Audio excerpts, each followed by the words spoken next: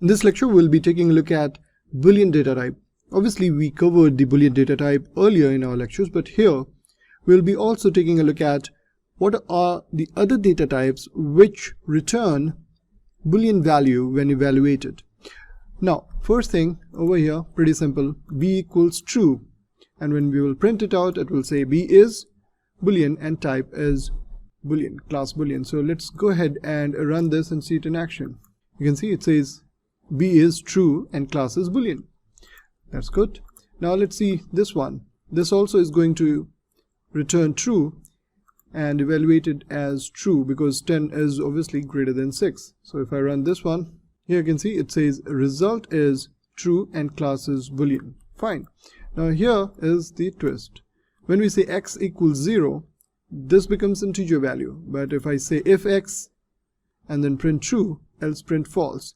In this case, you'll notice for x equals 0, the value that gets printed is false. So here we have false coming up as the result.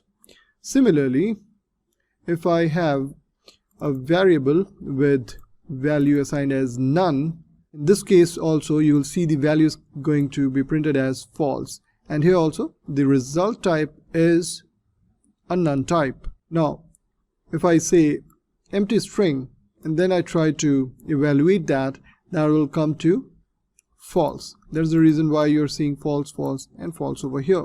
Now if I go here and say x equals 1, so even though it's an integer type, if I run this one, you'll notice the value is coming as true.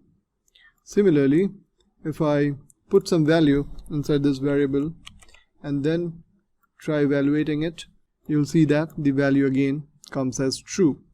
So there are certain cases where different data types return a Boolean value.